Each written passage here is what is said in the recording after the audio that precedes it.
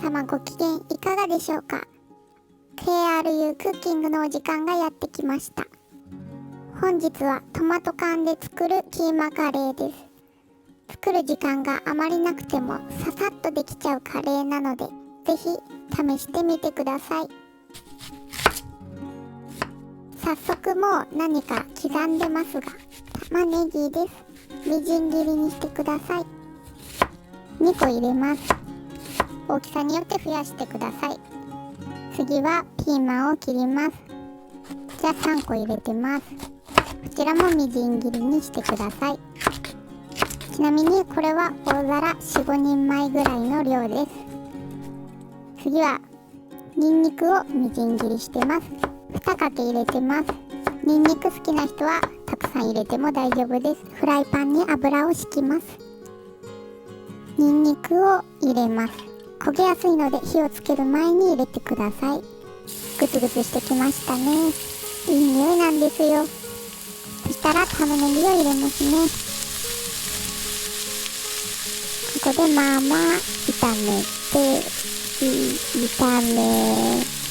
てください。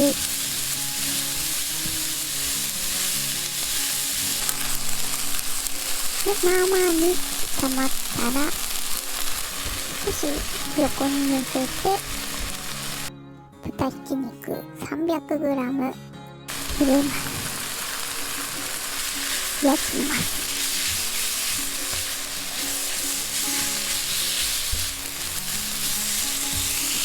混ぜます。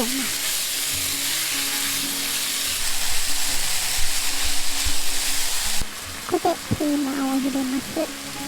今回ピーマンを入れましたが、他に人参のみじん切りなんかを入れても美味しいと思います。両方入れたら野菜が取れますね。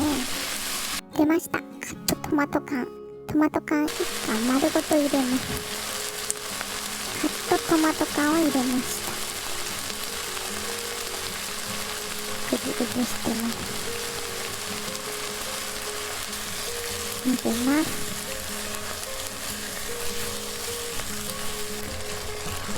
混ぜます。そして水を 50cc 入れます。カレールー半箱つきやすいように割って入れます。この部分を見たらお分かりかと思いますが、水とルーを入れる部分が撮影されてませんでした。どうにか合成しようと思いましたが、水に至ってはどうにもなりませんでした。無念。そして中濃ソース大さじ1入れます。とんかつソースでもいいです。混ぜてください。醤油大さじ1入れます。味が引き締まります。混ぜてください。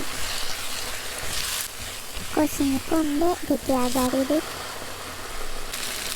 グツグツしてますね。美味しそう。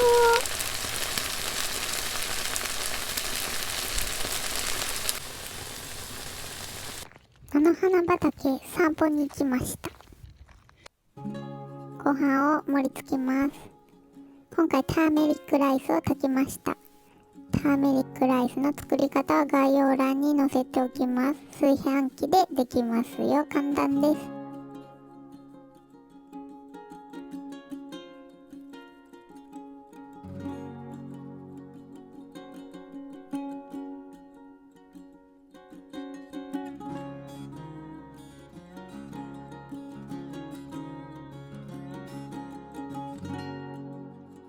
それでは失礼します。いよいよお食事を。